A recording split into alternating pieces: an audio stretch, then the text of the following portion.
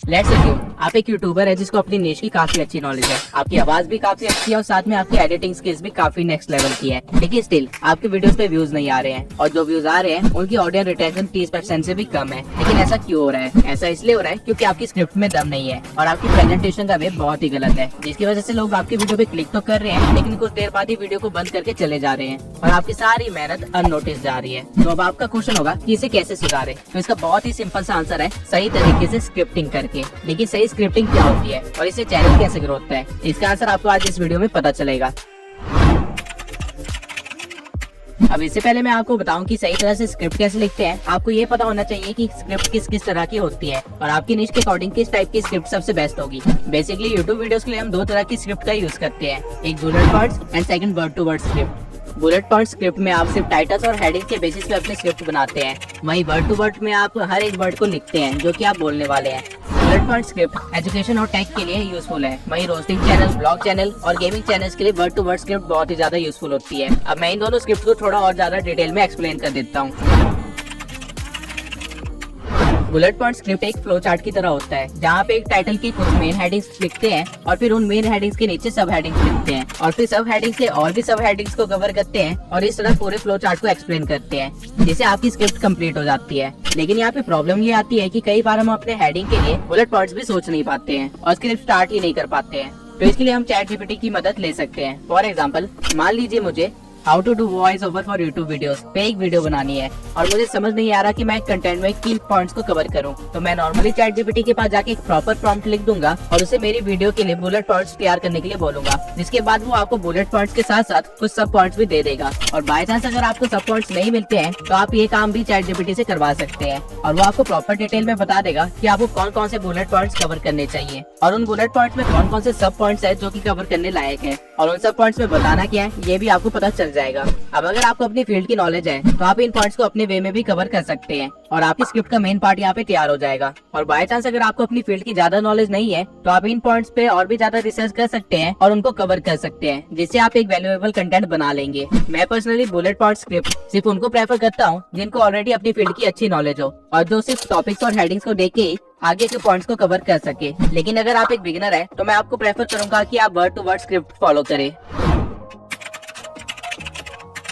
अब एक word to word script में आप वो सारे डिटेल्स लिखते हैं जो आप वॉइस ओवर के टाइम बोलने वाले हैं। इससे पहले आपको सारे बुलेट पॉइंट्स को लिखना पड़ेगा, फिर सब पॉइंट्स को लिखना पड़ेगा और फिर हर सब पॉइंट में पैराग्राफ लिखने पड़ेंगे जहाँ आपने प्रॉपर्ली हर एक चीज को मेंशन किया होगा जो भी आप वीडियो में बोलने वाले हैं। अब एक वर्ड टू वर्ड स्क्रिप्ट आपको कई सारे फायदे भी देती है। अगर आपने ऑलरेडी हर एक चीज लिखी होगी तो वॉइस ओवर के दौरान आपका टाइम बचेगा और साथ ही आपको अच्छे से पता होगा कि आपने क्या क्या पॉइंट्स कवर कर लिए हैं और क्या क्या बाकी है। और इसके सिवाय अगर आप सिर्फ बुलेट पॉइंट्स के बाद ही वॉइस ओवर करने चले जाते हैं तो बहुत ज्यादा चांसेस है कि आप एक ही बात को अलग अलग वे में रिपीट कर रहे हो और आपको ये चीज रियलाइज नहीं होगी जब तक वीडियो फाइनली बन नहीं जाती। लेकिन अगर आपने वर्ड टू वर्ड स्क्रिप्ट लिखी होगी तो इस चीज पे आपका पूरा ध्यान रहेगा। अब आप लोग अपनी नीश के अकॉर्डिंग अपनी स्क्रिप्ट का फॉर्मेट तो तैयार कर लेंगे और रिसर्च करके उसे प्रेजेंट कर देंगे सिस्टमैटिक वे में। लेकिन क्या सिर्फ सिस्टमैटिक वे से आप अपनी ऑडियंस को वीडियो पे बनाए रख सकते हैं? तो आंसर है नहीं। जो चीज आपकी ऑडियंस को आपकी वीडियो पे बनाए रखेगी वो है एंगेजमेंट, जिसके लिए आपको सीखनी पड़ेगी स्टोरी टेलिंग।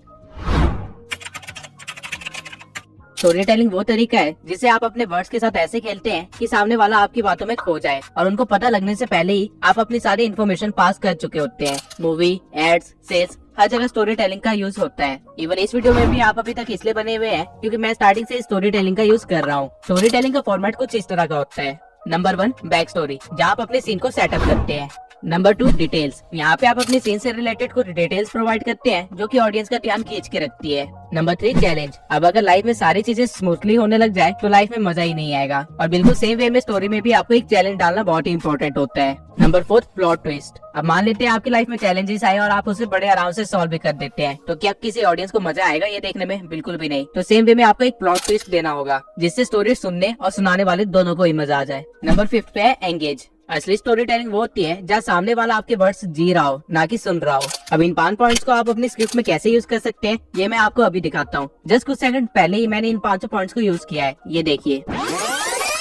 अब आप लोग अपनी नीश के अकॉर्डिंग अपने स्क्रिप्ट का फॉर्मेट तो तैयार कर लेंगे और ये है बैक स्टोरी, जहाँ पे आपने एक फॉर्मेट तैयार कर लिया है, रिसर्च करके उसे प्रेजेंट कर देंगे सिस्टमैटिक वे में। यह है डिटेलिंग, जहाँ पे आपने अपने बैक स्टोरी में थोड़ा सा दम डाला है। लेकिन क्या सिर्फ सिस्टमैटिक वे से आप अपनी ऑडियंस को वीडियो पे बनाए रख सकते हैं? ये है चैलेंज कि क्या आप ये कर सकते हैं? तो आंसर है नहीं। ये है प्लॉट ट्विस्ट। जहाँ आप लोग सोच रहे थे कि चैलेंज को टैकल कर लिया है, वहीं पे मैंने कहा कि अभी पूरा काम नहीं हुआ है। जो चीज आपकी ऑडियंस को आपकी वीडियो पे बनाए रखेगी वो है एंगेजमेंट, जिसके लिए आपको सीखनी पड़ेगी स्टोरी टेलिंग। और ये थी हमारी एंगेजमेंट, जहाँ मैंने आप लोगों को थोड़ी देर वीडियो में और बने रहने के लिए इन्फ्लुएंस कर लिया। अब अगर आप इस वीडियो को दोबारा से देखेंगे तो आपको रियलाइज होगा कि मैं हर थोड़ी देर में स्टोरी टेलिंग का यूज कर रहा हूँ, जिसकी वजह से आप लोगों की इमोशन स्टेबल नहीं है और आप लोग बार बार एक क्वेश्चन, एक्साइटमेंट, थिंकिंग की लूप में फंसे हुए हैं, जिसकी वजह से आप वीडियो क्लोज करके कुछ और करने का सोच ही नहीं पा रहे हैं। और यही चीज आपकी ऑडियंस रिटेंशन को इंक्रीज करेगा। आप जब भी कोई नए सब टॉपिक को समझाने लगते हैं या फिर अपने बुलेट पॉइंट को स्विच करने वाले होते हैं, उस टाइम पे आपको स्टोरी टेलिंग का यूज करना चाहिए, जिससे आपकी ऑडियंस लास्ट तक आपकी वीडियो में बनी रहेगी। और अगर आपके पास एक ब्लॉगिंग चैनल है या फिर एक गेमिंग का चैनल है, तो ये चीज आपकी वीडियोस को 100x इम्प्रूव कर सकती है। आपको बस इन 5 पॉइंट्स को ध्यान में रखना है। अब मैंने जितनी भी चीजें बताई वो तो पार्ट था कंटेंट का, लेकिन